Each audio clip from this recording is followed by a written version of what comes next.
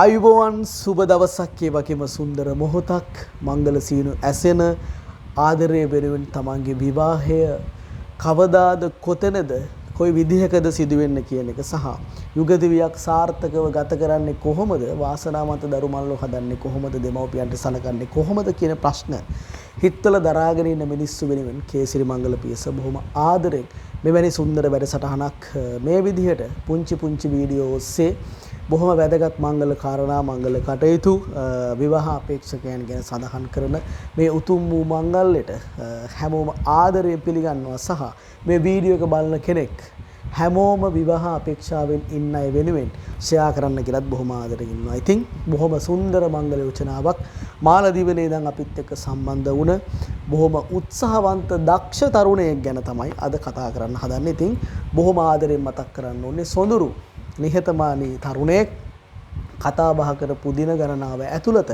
ජීවිතයේ බොහොම අරමුණක් තියෙන පුතෙක් විදිහටත් අපිට හඳුන්වන්න පුළුවන්. ඉතින් අපි දක්ෂිණ ලංකාවේ අභිමානය දකුණේ බොහොම වැදගත් ඒ වගේම සුන්දර පළාතක් ශ්‍රී ලංකාවට දකුණ ගාල්ල පුරවරය හම්බන්තොට පුරවරය සහ මාතර කියන මේ දිස්ත්‍රික්ක තුනට මායිම පිහිටලා තියෙන ශ්‍රී ලංකාවේ සංචාරක ශේෂ්ත්‍රය ඒ වගේම කෘෂිකාර්මික ආර්ථිකයක් සහ දීවර කර්මාන්තය හා බැඳුණු බොහොම සුන්දර සහ ගාලු කුටු බැම්ම ඊට අමතරව අපි ගත්තාම ගාල්ල සමල්ල ක්‍රීඩාංගණය ගාල්ල ජාතික ක්‍රීඩාංගණය වැනි එකී නොකී බොහොම වැදගත් සහ දක්ෂිණ අධිවේගී මාර්ගයට මායිම තියෙන බොහොම වැදගත් පළාතක් සහ අනිවාර්යයෙන්ම මතක් කළ යුතු කරුණ තමයි මනුස්සකම තියෙන මිනිස්සු ගාල්ලේ මිනිස්සු හරිම තමන්ගේ මිනිස්සු වෙනුවෙන් තියෙන ඒ මනුස්සකම ගැනත් අපි අනිවාර්යයෙන්ම මතක් කළ යුතුයි. එවැනි පරිසරයක ඉපදුණු ජීවිතේ ජයග්‍රහණය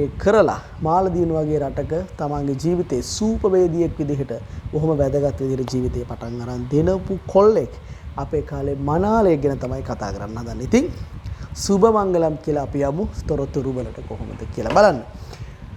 යෝජනාංකය 110/29 වර්ෂ 1992 පෙබරවාරි 14 තමයි ඔන්න උපන්දිනය සිද්ධ වෙන්නේ. පෙබරවාරි 14 කියපුවාම ආදරවන්තයන්ගේ දිනය.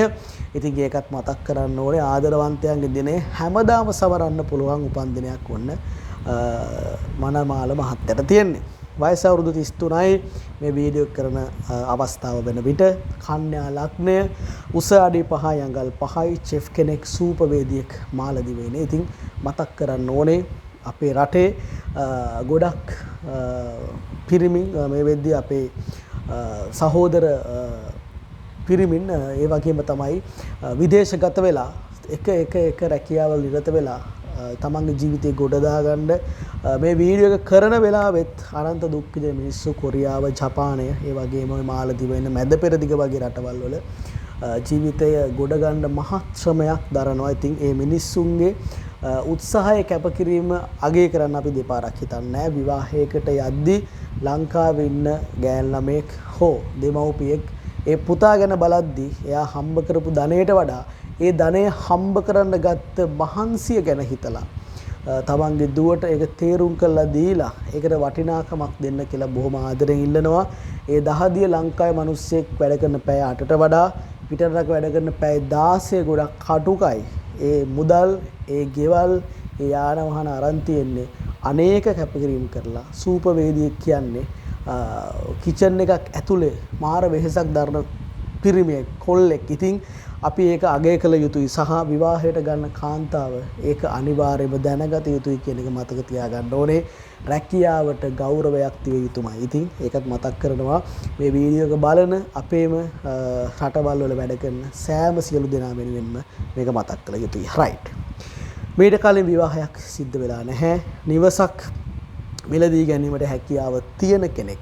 නමුත් බලාපොරොත්තු වෙනවා බින්න විවාහයක් තමන් සතු දේපල තමන් සතු මුදල් සමගින් බින්න විවාහයකට නිවසේ නැවතීමට නම් බොහොම වැදගත්. ඒකත් මතක් කරන්න ඕනේ. ඊට අමතරව තමයි නීති ඉදිරියේ වැරදිකාරයෙක් වෙලා නැහැ. තනිව ජීවිතයක් ගත කරන්න කැමති සුන්දර යුග දිවියක් නිර්මාණය කරන්න කැමති පුතෙක් විදිහට අපිට මංගල උච්චාරව හඳුන්වන්න පුළුවන්.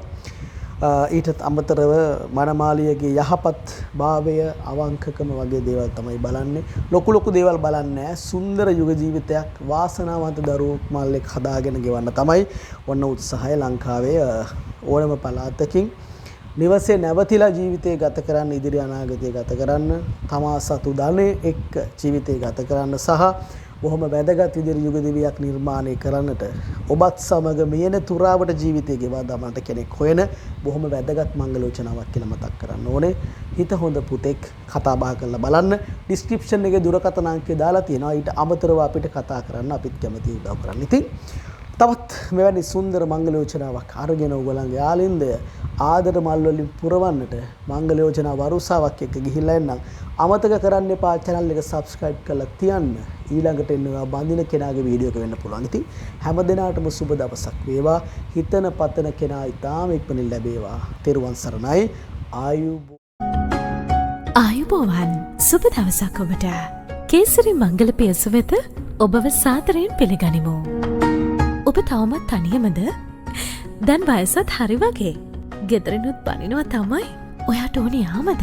එයාව හොයලා දෙන්නම්. කපුකමට එහා ගිය අපේ කාලේ මනුස්සකම. කේසරි මංගල පියස. විස්තර ඔක්කොම කියන්නම්. 076යි 49යි 59යි 317. වෙලව හන්දියා. තෙරුවන් සරණයි.